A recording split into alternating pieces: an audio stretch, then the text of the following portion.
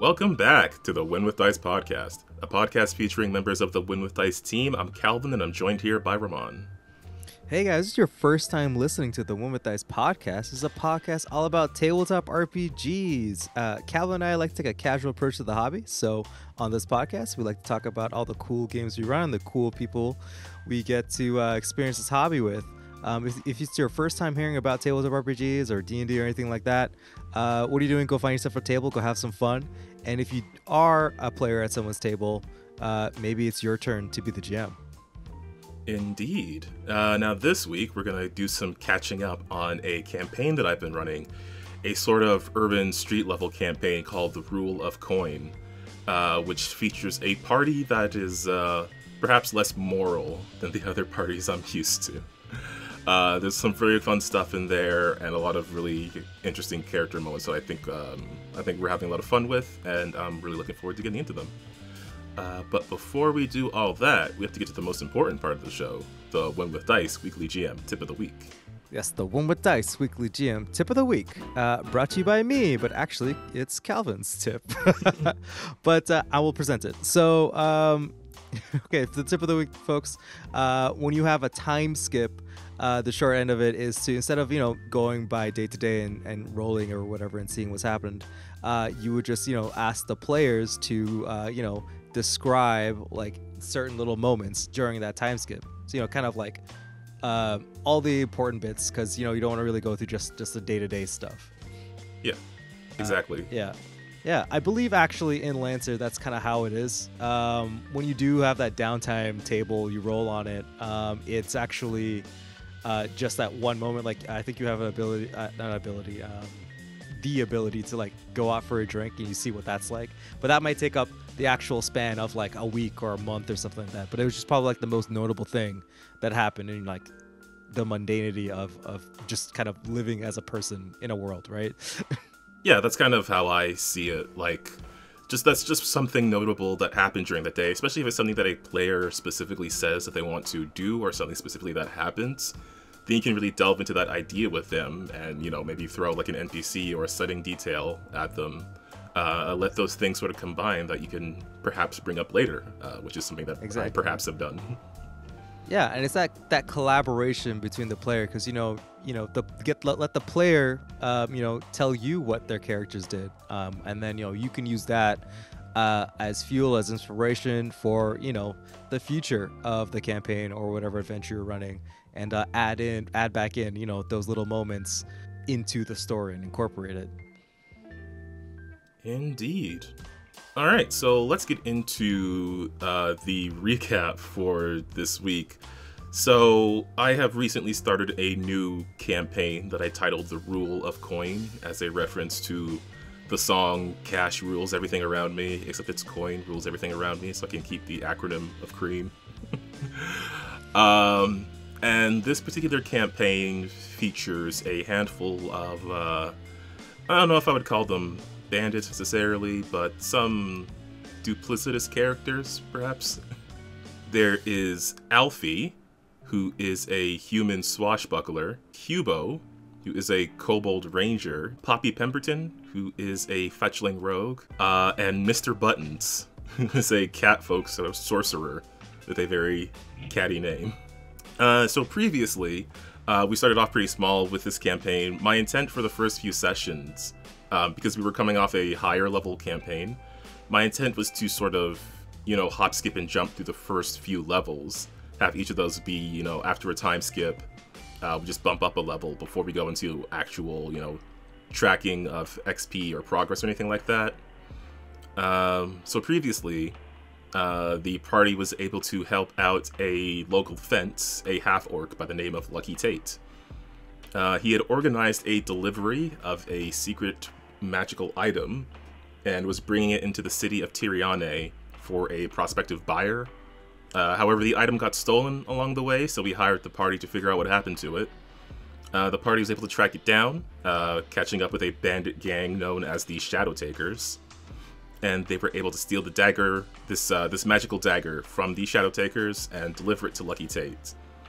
And that led them to where we came into the next session, which was doing the drop-off with the buyer.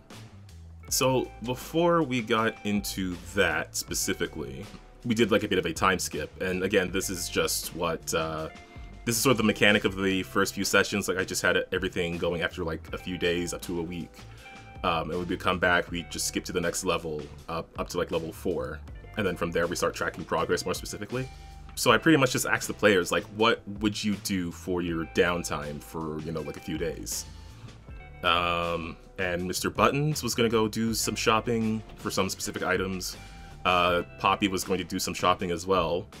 Alfie was going to go out and do some gambling. And Hubo was going to go out and do some drinking.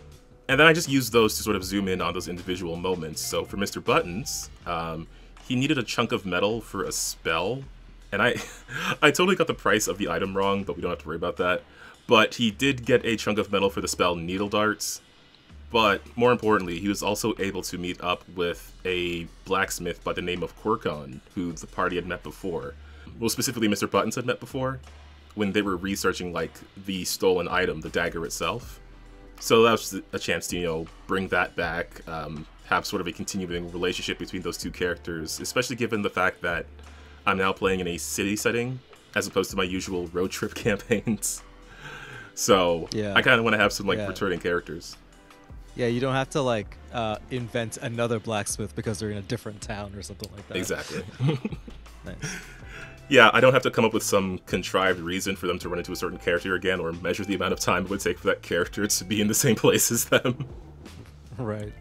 And so Poppy was also doing some shopping, buying some potions at, again, this setting, the city of Tiriane, it's one that's come up before in the other games I've been running. And since I'm still in the same homebrew setting, I can reuse some stuff. So I was reusing like a potion shop that I had come up before, you know, in a different campaign. And then from another campaign, I had also, we had made a joke about Monster Energy potions.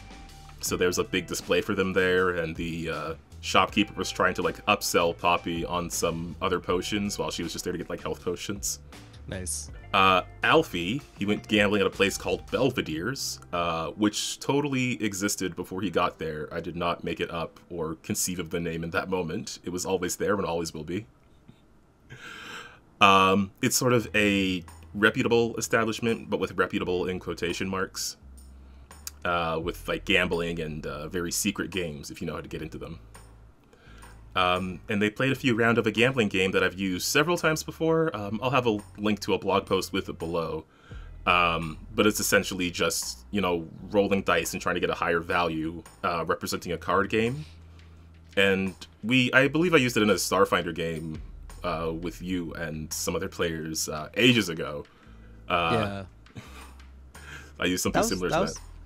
Yeah, it's pretty fun actually. The game that we played, it was fun to, you know, bluff the NPCs and do all that kind of stuff. It felt better than just doing like a skill check. It was kind of like we were playing a game within a game, right? Mm-hmm. Yeah, I really like the mechanics of it and the additional element of like you have the ability to cheat in the game, so long as you're able to do so without anyone noticing. However, during playing this game, Alfie noticed that a dwarf he was playing against, by the name of Joel Rumblemane, because he has a really cool, intense dwarf name, was cheating during the game. So in response, Alfie cheated himself, winning the last round, and then afterwards claiming that he doesn't like to play with cheats, loudly for everyone else at the table to hear. That's funny. Yeah, man, I love this party. Joel was about to confront him, but then Alfie sort of displayed the rapier at his side, so Joel was like, maybe I'll just go get a drink instead. Interesting. I'm curious with all this tomfoolery, if you're tracking like the player's notoriety, because it seems that they're all a bunch of characters, right? And they, like every time they interact with an NPC, they usually like leave an impression. Yeah, I am tracking those things. I have an NTC page in my notes, and there I try to make like a brief synopsis of like interactions that come up that seem significant. Certainly, this is one of them. There is a rival out there for Alfie now. Yeah, I know. I was gonna say, have your pool of this character showed up again. It'll every time you have like a player interaction. It's pretty cool. Yeah, it's what I really like about having this singular setting. It's just very easy to bring back certain NPCs. I didn't realize how stressful it was, like making new settings and new names and new people all the time until I didn't have to. Nice. So yeah, Joel goes to get a drink and just happens to be getting a drink at the same bar that Hubo was at. Yeah, Hubo did notice that brief altercation, but he sort of kept to himself, being a kobold in the middle of a major city. It's a very unusual sight. And because of that, there was a moment where a couple of human guys were looking at him, and they had they came up to him, and the first one said, "My friend doesn't like you," and then he followed up with, "And I don't like you either." Oh no, stop. Very classic Cantina confrontation. Oh my god. So that guy was wondering, like, why are you here? Why is a kobold in the city? Hubo was just saying that, he works and lives in the city and he's just part of the regular community. And the human sort of scoffed at that because he claimed his nephew was kidnapped by kobolds a few months ago. And if you've played the Plague in Falcon's Hollow campaign adventure, you might recognize that, because I also adapted that. That was like the second thing I ever ran. So it's kind of circling back. Nice continuity. You're like, because this was the same players, right? I'm assuming. Yeah. In this campaign, it was the same players. Yeah. So the players are like, oh yeah. So Hubo was wondering like what kind of kobolds, and the guy like, I kind of considered how he would respond to that, but like he didn't really care to make the distinction, so he didn't know like what sort of kobold they would be. And Hubo just said that, since he's not a red kobold and he's a green one, it's probably fine because he's not going to be a jerk. Those two guys kept wanting to argue. Hubo sort of pushed back a bit, and tensions were rising until the bartender showed up, basically interrupting that conversation and telling the two to, stop causing trouble. Especially with a paying customer, which Hubo was. They grumbled and left, and when Hubo left, they tried to like follow him, try to figure out where he was going, but he is a very stealthy ranger, so he was pretty easily able to lose them. Nice. So now those guys are out there. And again, like the players just gave me like these short things that they would be doing. I just really enjoyed expanding on them. I think that's becoming one of my favorite parts of the type of campaign that I'm running now. As always, whenever I do something new, then I want to just keep doing it, and then I'll get tired of it and do something else. So we'll see what happens after this campaign. But the next day is when they got their official job. So Lucky Tate brought them all back together, saying that the delivery had been reorganized. The party was to make the drop-off at a public location, somewhere less likely for them to be, ambushed. The location would be the Moonlit Stage, which is like this outdoor theater, which was about to have a few shows going on. The coin for the item had already changed hands, so the party's job was just to handle the drop-off and be a little bit of extra security. And they would be dropping it off with not specifically the buyer, but someone representing them, a half-elven woman by the name of Marabit Bell. Who is two different Gundam references, because that's where my head's at now. So yeah, the party was wondering like why they would need the extra security, and Lucky said that, so he went and spoke to the Shadow Taker's leader, Arlene, because they had some sort of history together. And now, since he found out what actually happened, like he went to confront her, he said that Arlene mentioned that she had been approached by a strange man who seemed to know about the delivery and wanted her crew to interrupt it. Somewhat similarly to how the party was hired for the job in the first place. But when Arlene went to deliver the dagger that they had stolen, she was able to notice that the guy had brought more backup, more other extra people with him than had been agreed on in the first place. She got a bit scared, so she bailed and was looking for other ways to either move the dagger or get extra coin by the time the party arrived, and pretty much took it for themselves. So at this point, Lucky's just being overly cautious. And then we get into the theater itself. It's this outdoor space. There's stalls around for snacks and food and stuff. There's some strings of lanterns lighting up the area. And basically, the show is soon to begin. Just people are on stage, like, I don't know, practicing lines, I guess, or tuning up instruments, that sort of thing. The party was able to find Meribit pretty easily. She did not look very happy in this outdoor setting. She looked a bit uncomfortable. Seems like she prefers perhaps a finer class of entertainment. But Alfie was able to move in and sit near her while the others were like scanning the area, including Poppy, who saw some movement in the tree line to the east, which she kept an eye on. So Alfie started the conversation. They were able to deliver the dagger. Meribit did cast a spell, which the party wasn't able to recognize, but it seems similar to like a detect magic spell or something like that, as she was checking the item that they were dropping off. They did have it in like this box. They didn't just have like the dagger out in the open, but they were able to pass that on. And yeah, at that point, Mr. Buttons showed up and he sort of pressed on a bit about payment, but Meribit said that that wasn't part of the deal because the payment had already been made. And Mr. Buttons is like, "Oh, I'm just joking," and Meribit apparently did not appreciate that joke. They pressed further, wondering who the employer was, but again, Meribit was just like evading answering. And during that time, Poppy showed up to warn the party about the movement going on outside the theater. So as they were trying to usher Meribit out of there was because they all rolled on perception, they all suddenly noticed this cloud that was getting closer, sort of emerging from the trees. First it looked like a cloud of dust, but then it sort of started to coalesce together into the shape of a skeleton made of ash that slammed down at the table they were sitting at and ambushed them. And because I love a good undead ambush, there was a couple of skeletons that sort of came out of the trees. There was a giant zombie that burst up from the stage itself.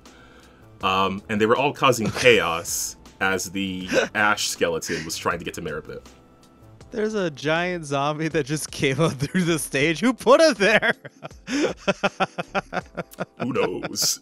It's like, ah! It's like the Night of the Living Dead. Just like, where all the zombies come from? It was very theatrical. So yeah, the undead, they were attacking. They were causing as much trouble as they could while the ash skeleton was trying to go after Meribit and the party. Meribit got the hell out of there as the party took on the rest of the undead. She sort of gave them one last glance before leaving. And to make a long combat short, the party was able to sort of defeat the creatures and escape out of there before any guards actually showed up.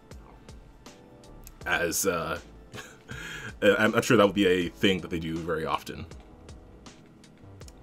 When they got back to the Dusty Dagger Inn, where Lucky Tate was waiting for them, they reported that they made the delivery, but they had been attacked.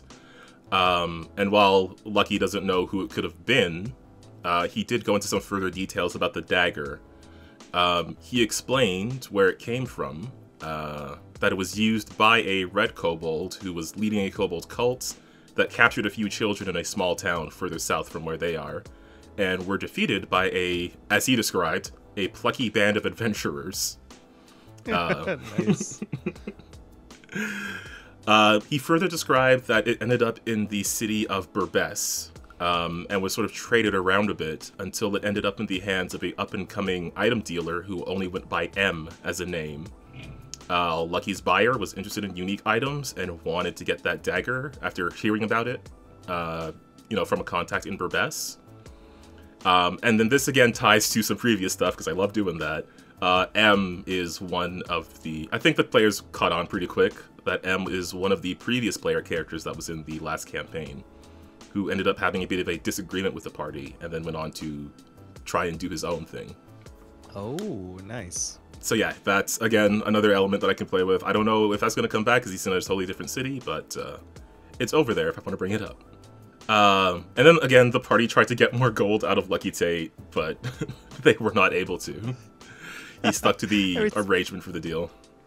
Every time they meet somebody, give me your money. No, damn it. Well, I tried. And then, yeah, they were just trying to figure out, like, why would there be undead in the middle of the city? Mr. Buttons asked Hugo if he knew anything about, like, kobolds being related to the undead, but kobolds are usually, you know, they care about, like, dragons. They don't usually mess with undead. They suspected that it was a separate group from the kobolds that tried to get the dagger from Arlene, or at least hired her group to steal it in the first place. But then Alfie spoke up saying, like, what's the angle here? Like, what does it matter if there are zombies in the city? Like, what does it matter to them? And Mr. Buttons was like, are you okay with there being random zombies in the city? And Alfie was just like, it's not my problem to solve. And Poppy kind of felt the same, because she only was really focused on getting paid.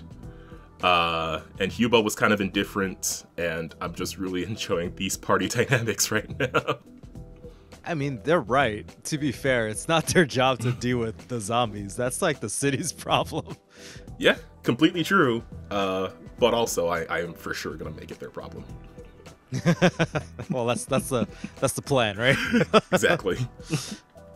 But after that, they were ready to get started on the next job. So that kind of goes into the next session, where they were figuring out, you know, what is their next plan going to be? Because now that they finished this job for Lucky Tate, you know, they need to do something for themselves, pretty much. And getting into the next session, I'll admit I made a bit of a error here. Because when we got into the session, I kind of forgot that they did go to talk to Lucky Tate afterwards. Just completely missed that. So I brought them back in, like, directly after the combat. Which, it ended up not being too big of a deal. It's just, like, certain conversations happened in a different order. But it allowed me to deal with some things that I think I meant to do before, but maybe just missed or forgot about. Specifically, the party, as they were escaping the oncoming guards, they split up, with Mr. Buttons and Poppy going to catch up with Maribit, who, like, just, you know, cleaned herself up and straightened out when she saw them coming. And because they saved her life, she was a little more lenient with information.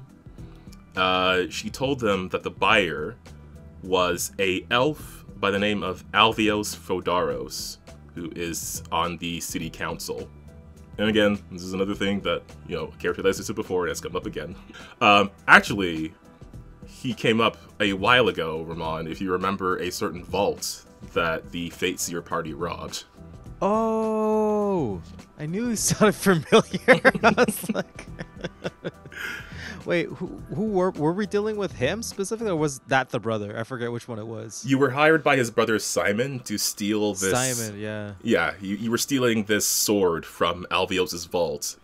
This thing that, right. This rivalry going on between them for like over a century, where they steal the item back and forth, hiring different mercenary groups and setting different traps in their respective vaults. Interesting. Yeah, nice. These, I mean, like, I feel like more and more this family has been almost like a center point of all of the players. Right, like any adventure you run, it's like, oh yeah, these dudes have to show up. It's like a hallmark. Right? Completely unexpected too, but I mean, I don't know if I should say unexpected because I'm the one making it, but you know, I just like bringing them up. Yeah, true. So yeah, they would recognize him as a member of the city council and head of the Merchants Consortium, which is like an organization that sort of ties all the major city merchants together so they can make certain deals and arrangements. She did explain the rivalry between Simon and Alvios, and said that she occasionally works as a middle person when Alvios is getting like specific and strange magic items that he doesn't necessarily want to be seen buying. Right. Because she did mention the vault, Poppy and Mr. Button were sort of quietly out loud discussing it. At which point Maribit specifically mentioned that the vault was indeed very large and also very secure, and warned that security had been recently increased in the vault after some events earlier in the year. I just like that we just get to hear all of the past adventures just being brought up. Yeah, it's mostly, I mean, it's mostly for me, but also for people listening to the podcast, and frankly, it's really interesting to bring something up from previous campaigns, even campaigns the party isn't in, because it just becomes a bit of a world-dressing detail. Like, the specific idea of what happened back there isn't as important as just the fact that, like, Alvios was robbed before, so he increased security, so it's going to make things a bit more difficult. Yeah. Yeah, without without having to specifically say, oh, this happened in this campaign with these players. No, for sure. And it's kind of like an example of like, this is why, you'd make your own homebrew setting, right? So you can, introduce from all the different campaigns that you run in it, all those interconnecting elements and reactions to, other parties' actions previously. Yeah. Yeah. So yeah, Poppy also asked if Maribit was satisfied with her current employment, which, despite the eccentricities, she was, because, it generally wasn't this life-threatening. And then, because Maribit mentioned the rivalry, Mr. Buttons asked if Alvios would be interested in a heist on his brother's vault. Ooh. Oh. Nice. Yeah. And then yeah, maybe they could steal the sword back. That would be so funny if they just stole the sword back that we stole like a year ago. Yeah, I'll just keep using the same setting with other campaigns and just keep going back and forth. I know. Are you gonna keep track? Like how many times the sword has been stolen and where is it? Maybe there's a secret cousin who also stole the sword. The brothers have to work together. Oh man. Yeah, because they do have a sister. It's just that she came up in the Fates Year campaign. I don't know, maybe she'll get involved. Yeah, teach them a lesson. But yeah, so they got this idea rolling, and Mr. Buttons gave a business card to Maribit, and apparently Mr. Buttons' business cards just have his name on them. And anybody that's worth anything should be able to find him from just his name. Which, sure, why not? That's super silly. Meanwhile, Hubo and Alfie were stealthing away into the forest that sort of surrounded this outdoor stage. And they saw a mysterious figure, and they gave chase. There was a short chase. The figure tried to climb up to a roof to get away from them, but after a particularly terrible check, ended up getting cornered on this roof. And they were able to see like this figure who was cloaked in dark clothing and sweeping like a sweeping cape and all that sort of thing. Alfie was asking who this person was, and they claimed to be just a concerned citizen who was watching. They said that they weren't the one who summoned the undead, and that was why they ran, because they assumed like that's what Alfie and Hubo believed about them. But they did make it clear that they knew about the dagger and wanted to keep it out of the wrong hands, saying that dangerous items shouldn't be traded so easily. And that they intended to just destroy the dagger once they had it. However, because the drop-off happened, that was no longer something they were able to do, so they just kind of hoped it would stay locked away. And Alfie was wondering, like, well, what do we do with this guy now? I mean, like, he can't interrupt the deal now at this point. Hubo was fine with treating him with a bit more violence, especially if this guy was already following them. But the mysterious figure mentioned that they had only been following the buyer, and they were working alone. Which both Alfie and Hubo were skeptical of, wondering if this person was maybe part of the Adventurers Guild or something like that. Hubo gave him a quick threat with a hatchet, but motioned for the figure to leave. And that is just an element that will probably come back up later, that I have some ideas of what to do with, that I might talk a bit about in a I might have a spot here for the players to not listen to, because I have some things stewing with that random mysterious figure, this caped figure who was bounding across rooftops. I was gonna say dark clothing, a specifically long cape. He feels like a certain man. Whatever do you mean? Yeah. Taking the law into his own hands, right? What? No, it doesn't sound like anyone familiar? That's okay. Well, I don't recognize that at all. And then, yeah, so this is the point where the timeline kind of had to fit back together. They basically caught up with Lucky Tate, explained everything, and that's pretty much where we got back into the progress of the game. Because again, I realized afterwards that they had, like, done this thing twice, but they pretty much had a similar conversation with Lucky Tate, who seemed pretty dismissive of this mysterious figure. And then we had a time jump, and again, I just asked the players, like, what are you going to do during that time? And Mr. Buttons was going to work on his own sort of smuggling business, moving some goods, hanging out in his hideout. Poppy wanted to go to the spa and have some leisure. Alfie wanted to enjoy the money they just got and hit up the casino. And Hubo was just gonna head to his own place of residence, which is the sewer under the city. And hang out with the local sewer slimes. The local, like, sewer slimes? Like, slime molds? Or, like, the dudes who live in the sewers? No, literal ooze creatures that live in the sewer. Ah, right, because he's a ranger? Yeah. I'm assuming he's like, I'm a urban ranger, so I get to animal handle the slimes. Yeah, okay, makes sense. Pretty much. So yeah, again, I just went to zoom in on these things. Mr. Buttons up first, his business wasn't doing very well during the time of the time skip. And he figured out why when he was visited by a rival by the name of Smirking Rory, who was a name that came up briefly, like, the first session, and then just, like, specifically met this person.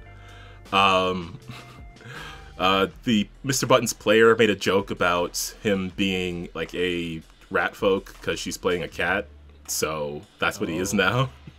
Nice, nice. I love it. The rivalry between a rat folk and a cat folk.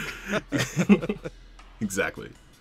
But yeah, Rory just showed up to, like, gloat about how well he was doing and basically threatened Mr. Buttons, saying he could come back later with backup and try to run him out of the city. Saying, you know, he's been keeping an eye on him and all that. And Mr. Buttons sort of implied that he had been watching Rory this entire time and was well aware of what was going on. But that Rory somehow never noticed Mr. Buttons, like, in his shadow. And with a pretty good intimidation check, it was clear that Rory was just, like, suddenly made nervous by this revelation, whether it was true or not. So, you know, he did the typical thing, swearing vengeance, slinking off, and perhaps being up to something himself. Nice. Meanwhile, Poppy was at the lavish Luxuria spa, and there she met a character by the name of Francis Fodaros, who's the son of Alvios. What? At the spa? Yeah, he was apparently there for some recovery, some relaxation. And Poppy, being sort of more of an upper class person, she, like, vaguely recognized him. It's sort of like, you know, maybe you see someone a couple of times, but it's not until you have more context that you might remember their name or recognize them more. Right. So she struck up a conversation with him, and Francis immediately was trying to be all cool and suave and invited her to a private spa room. They had a discussion about their respective family businesses, with Francis saying he wanted to do his own thing instead of inherit his father's business, which Poppy sort of encouraged him on. And then Francis mentioned that his father was going to have a party at his house at the end of the year, and asked if Poppy wanted to join him as a date. And Poppy, seeing the opportunity to case the joint, nice, was just all for it. So that's probably going to be what we deal with in the next session, the beginning of this vault heist. Alvios is probably going to get robbed twice. Or maybe Simon, we'll see how things go. Maybe Simon. Dude, this is so funny. I like it a lot. Yeah, man. So yeah, Alfie, he wanted to do some gambling, so he's back at Belvedere's, specifically avoiding Jolt.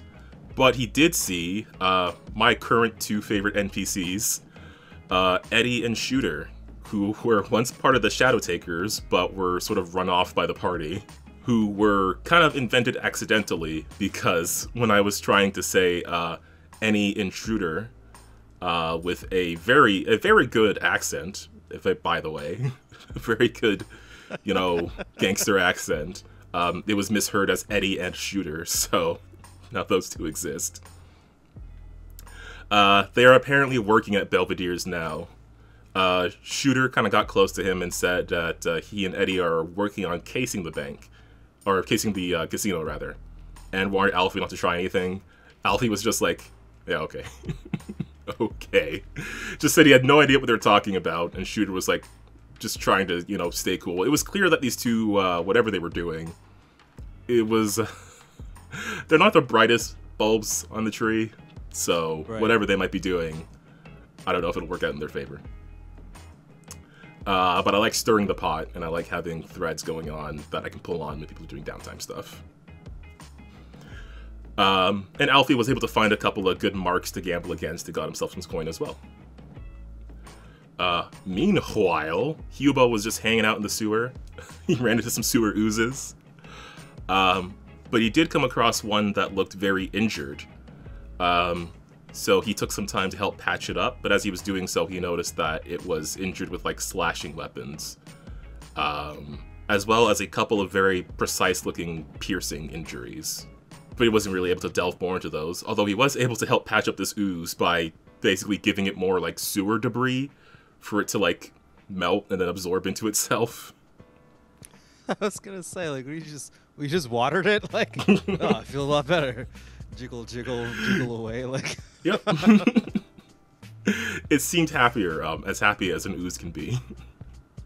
Little happy ooze, man, just jiggling away. And then we got back to having everybody back together. They were meeting at the Dusty Dagger with Lucky Tate, because he gathered them back together because there was somebody who was asking them for a favor. A dwarf by the name of Asvel, who owned the restaurant where the Shadow Takers were hiding out. He has like a very large basement cave area, pretty much. Just because I guess in my setting, like every dwarven building has very large underground areas. So he has like a whole, it's sort of a basement, but it's also like a very wide cavernous area where they were hanging out. Pretty much. The foundation, they're like, foundation's done. Oh, let's just keep going a little bit further. You need a little bit more room. Yeah. I like the idea. You can put a trapdoor here, some rope there, and like a pit there. Yeah, and like 5 levels. Let's just keep going down. Yeah. Yeah, man. I like the idea that dwarven construction sort of expands downwards as much as it does upwards, if not more so. Yeah. So yeah, but that was taken over by the Shadow Takers, who were a lot more aggressive since they lost the dagger. They were causing trouble in the restaurant. They were scaring away customers. So Asval, he didn't have any money, but he offered the party use of his space, the underground area, if they helped drive away the Shadow Takers. Ooh, hideout. Yeah. Also, they would get free drinks and food. Mr. Buttons also pushed to get like a cut of the profits of the business. But Asval said he would think about it if the party was able to provide like further security. Interesting. Now Mr. Buttons can put something on the card to see where he can reach. Instead of just like just says MR Buttons. Like, he's gonna have to reprint those. Yeah. Perhaps. I don't know if he wants to reveal his address, but yeah, it would be easier for other people. But yeah, Asval also mentioned that because the Shadow Takers were sort of being so rowdy, he overheard them talking about how the gang had previous ties to a member of the city council and intended to sort of like bribe this person by claiming that, they would reveal that this person had ties with a criminal gang. And it was someone by the name of Bendis Fontaine, who was like financial counsel to the city as well as the tax master. Although no one in the party likes taxes, obviously. And then yeah, the party was just figuring out like how they want to deal with this. They could go back to the base and try to fight the Shadow Takers there. They could try to catch up with them in the city because the Shadow Takers were intending to ambush Fontaine at a bar that he usually frequents. What they ended up doing, and again, I wish I had the creativity of 4 people because this was a very fun idea. They wanted to stock out the bar, the Red Loot bar where Fontaine shows up frequently. So their plan was to get Hubo a job there. So they, oh my god, they dressed him up real nice. They wrote a resume for him. And they brought this kobold into this sort of, it's a small but high-end establishment. to get a job there so he could keep an eye out for, you know, Fontaine or the Shadow Takers. So they dressed him up in a really nice suit, although it was a bit too large. And they headed to the building. The person who owned it, an elf by the name of Volmar. It was a pretty busy night, so all he was able to do, well, I mean, he was able, because of a, I guess, decent check, the party wasn't able to completely get what they were aiming for, so Volmar offered Hubo a job working in the kitchen instead of waiting tables like he intended, but just for the night, just to see how he would do, and then they would discuss, like, further employment. So yeah, they're preparing for a busy night there. Hubo was in the kitchen. Alfie is disguised with glasses and a mustache inside the bar. And Poppy and Mr. Buttons are stalking the outside of the location. And they were able to spot Arlene and the rest of the Shadow Takers in there. And then sometime later, they were able to see Fontaine enter as well. And during that time, they were just like, you know, being stealthy, watching the building. Hubo, so I didn't really know what skill to make him roll for, like, working in a bar. So he ended up going with, like, one of the physical skills just to represent him, like, carrying things around, weaving in between like, the kitchen and staff and stuff like that. He got a nat 20 on it. So it was just like, you know, Volmar was so impressed by what he was doing, he just, like, he got Hubo specifically to be like, I need you to take care of this one specific VIP, as Fontaine showed up. Like, just, you know, he's supposed to only focus on this one person, bring him this specific wine, and make sure he's treated very well. Oh, nice. So yeah, they were able to do that, keeping an eye on the guy. They also noticed that more of the Shadow Takers were hanging out outside. They did spot Mr. Buttons and Poppy, but Alfie was able to, you know, give them a warning about it. And as time progressed, and Hugo brought out that wine, and, well, additionally, I should probably mention that Fontaine was, like, not exactly happy about being served by a kobold, but he was satisfied that he, you know, he got the wine that he wanted. He just seemed a bit, like, suspicious or off-put about it. Right, right. Just because, you know, we have to deal with, like, a kobold in a big city. But after some time, Arlene, the leader of this gang, went to sit at Fontaine's table. They had a hushed conversation, which it was clear that Fontaine was at first frustrated by, and then it seemed like her attempts to bribe him were working because he very soon relented, and she had, like, a really big smirk on her face. Hubo, getting close, was able to pick up details that, like, you know, Fontaine had previous dealings with the old leader of the gang, Walter One Eye, from ages ago. Oh no, Walter One Eye. Fontaine had some previous dealings with Walter, and Harleen was just like, you know, it would be a shame if someone found out about that. She did give Hubo, like, a second glance, but because Hubo was so cleaned up, she wasn't able to recognize him. And then she left sometime later, just leaving Fontaine by himself. The rest of the party went out to sort of pursue her, but they did get spotted, although Arlene didn't recognize Alfie because of his disguise. She was just like, you know, get out of here, mustache guy. And the party was just acting like they were, you know, out getting dinner. Arlene accused them of taking the dagger. The party denied it. They argued back and forth, and that gave Hubo just enough time to be dismissed from his job and come join them. And because he was still dressed up in the waiter outfit, he looked to Arlene and he was wondering, you know, how she found the service because she left without tipping.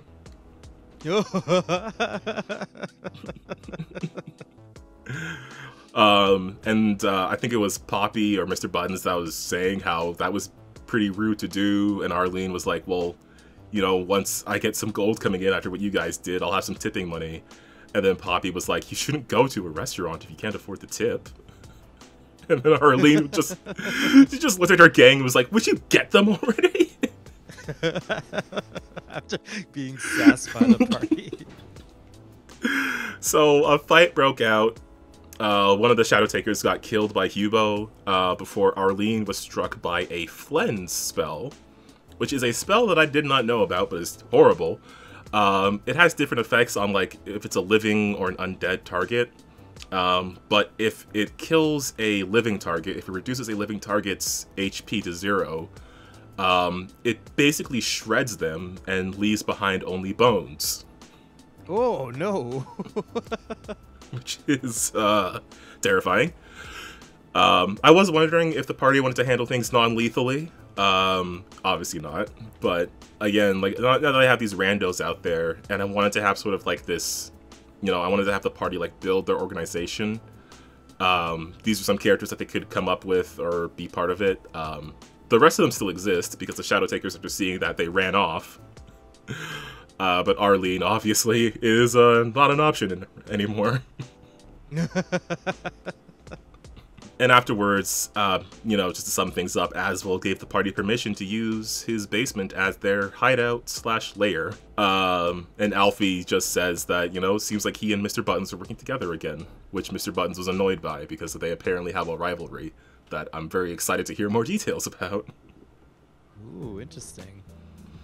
So, seems the next thing they intend to do is a heist. So, I'm looking forward to seeing how that goes. They have to go case the joint at that date, apparently, with Poppy and Fontaine. I don't know how it's going to play out. I'm leaving things pretty open right now, and I have a handful of threads that I have in a list. And yeah, I think next session we're going to be getting into that the beginnings of this heist, and Nice. that's where the campaign's at right now. Yeah, that's pretty cool. I mean, like, I think like having the constraint of just being in a city and like a more straightforward kind of theme to the campaign has been really good. Like, it's you know, the idea that you're not good guys, you're just here to make a some money and you know, doing all of the bad guy stuff like stealing and bullying people, intimidating them. You know, it feels more like you know, like they actually are gangsters, I guess. Yeah, man, it's part of what I'm really enjoying about this. I like the more grounded sort of scenarios. I like that it's, again, like I do like the lower scale stuff. I like how it's more contained. I like being able to bring characters and settings and stuff back. I'm just really enjoying this, and I feel like it's probably going to show certain elements of it, of that sort of gameplay, may show up in other campaigns in the future. Yeah, I mean, like, and all of the, like, there is like this mystery of this dagger, but actually it's mostly just, you know, the people in the story in the city, right? All of the important people in the city, like, you know, the rich people and then the local gangs and just like dudes at the bar. Like, it's better than like, oh god, we have to get all the MacGuffins. Like, exactly. Yeah, man. Like, just being able to like slowly introduce them to more of like, these are the people on the like city council, and then these are some more street level gangster types, and some of them are your enemies, and some of them are kind of dumb. Yeah, you know, just like local problems and local heroes, possibly. Yeah. Speaking of, okay, so I think if any players are listening to this, just skip this part. I'll put a timestamp. Just go to the outro, get out of here. So yeah, I don't know what happened between sessions 3 and 4, because I made some mistakes in my note-taking, but they did turn out for the better. Specifically, I didn't intend for Francis to be Alvios' son. I think when I wrote down his name, I got it mixed up, because I meant him to be Fontaine's son. And I meant for that to tie into some other stuff with Fontaine. And then as we started, and I was improvising that whole thing with Poppy, I realized that I misspoke and said the wrong name. But I noticed the players kind of perk up on that. And then they were like, oh, here's an opportunity to do X, Y, and Z thing. And I was like, well, forget my stuff. Forget my idea that I'm just going to throw at them. They are clearly tugging on this. So yeah, let's lean into it. And then I kind of had to make up, like... I had to like make up the whole relationship between Francis and Alvios in that moment. Yeah, and like how, I mean, that's always like the good part, right? Where it's like, oh, this is a way better idea. Oh yeah. At the time, I was like, I don't know how that happened. I think just Fontaine and Fodaros were maybe too close together. But again, like the way they really lit up for it. Yeah, too many proper nouns is the issue sometimes. They're like, oh, dude, I have to keep all this in my head sometimes, right? Yeah, so that is one thing. And then, of course, there's this mysterious figure who I'm very excited to bring back. Again, like I have a list of things that are ongoing, just so I can look at them and be like, if someone's doing downtime stuff, what can I maybe bring back? And yeah, I think I'll get into more details with that particular person later, but I was really excited to have, in a street-level bad guy campaign, I was really excited to have the elements of a street-level vigilante who might be a frustration. Yeah, I mean, like, I feel like if the players are doing bad guy stuff, the dude should show up and try to beat them up, but then probably fail and then run away. Like, Yeah, pretty much. well, but with like a stern talking to, and then he's like, "Oh, next time." I'll get you next time. Yeah, and then he just like swings away. Like, Yeah, I have some stuff going on with them, including their secret identity. But one thing that was really in my head in that moment with that person and Hugo and Alfie, I don't know if you've ever seen the animated Batman movie, Mask of the Phantasm, but it was in my head because I saw like a YouTube video about it recently. And it has like a flashback to an early moment of Batman's career where he's trying to stop some guys who were doing a robbery, but he doesn't have the costume or anything yet. He's just he's just a guy in a ski mask doing flips. And like it manages to work out for him, but only by like the skin of his teeth. And when he goes back to Alfred talking about it later, he says like they weren't afraid of me, and I have to strike fear in them from the start.